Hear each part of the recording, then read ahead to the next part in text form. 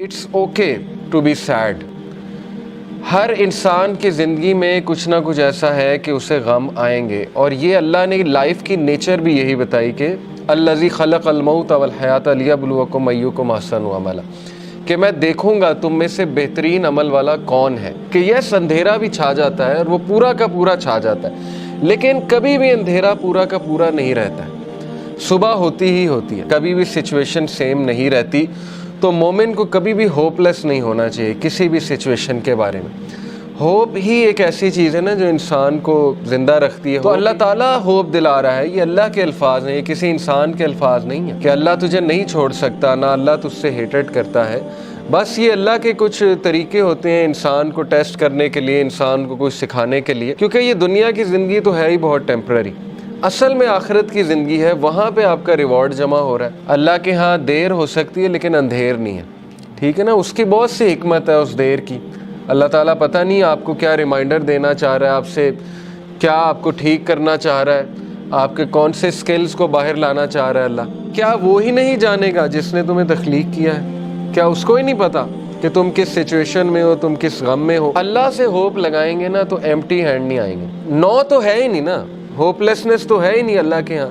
اس لیے یہ شیطان ہوپ لیس کرتا ہے بندے کو آ کے کہ جی تجھے تو یہ ملا ہی نہیں، پتہ نہیں اس کے بدلے اللہ نے کیا دینا ہے. تیرا رب تجھے اتنا دینے والا ہے ان قریب کہ تو راضی ہو جائے گا. جو بندہ خود پین میں ہوتا ہے نا وہ پھر دوسروں کی بڑی زبردست مدد کرتا ہے. تو غم کو بری بات نہیں ہے، ٹھیک ہے نا. غم کو سزا نہ سمجھیں. غم جو ہے یہ تو روحانیت کی سیڑھی ہے. اس روحانیت کی سیڑھی پہ چڑھ کے انسان کا جو ہے وہ دل نرم ہوتا ہے، پھر وہ دوسروں کا غم فیل کرتا ہے اور پھر وہ دوسروں کے لیے کچھ کرتا ہے. دیکھیں نا جن سے اللہ ناراض ہوتا ہے ان کو تو یہ سائن ہی نہیں ملتے، وہ تو فل مزے میں ہوتے ہیں. ان کو نہ کوئی مصیبت آتی نہ کوئی پرابلم آتی. جیسے اللہ کے نبی صلی اللہ علیہ وسلم کو اللہ نے کہا کہ ان کا جو مزہ ہے، ان کا کھانا پینا، ان کی عیاشی آپ کو دھوکے میں نہ ڈالے.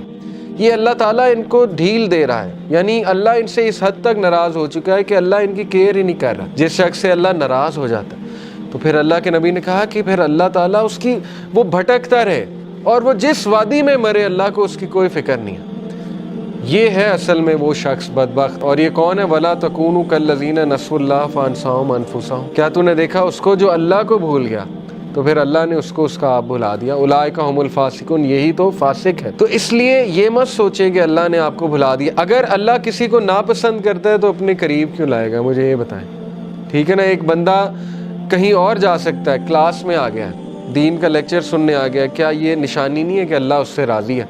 ورنہ تو اللہ تعالیٰ چاہتا اسے کہیں اور لے جاتا، اللہ اس کی کیئر چھوڑ دیتا. اگر ایک بندہ گناہ میں اور وہ دعا کیے جا رہا ہے اللہ سے کہ اللہ مجھے کسی طرح نکال دے اس سے، تو اللہ تعالیٰ اس کو شاید کوئی غم بھیج دے، کوئی ٹیسٹ اور ٹرائل میں ڈال دے اور وہ بندہ اللہ کے قریب آ جائے. اللہ سے امید لگانی ہے، انسانوں سے نہیں. بیچ میں کوئی پھر وہ شرک نہیں ہونا چاہیے، بیچ میں نہیں کوئی ہونا چاہیے اینٹی.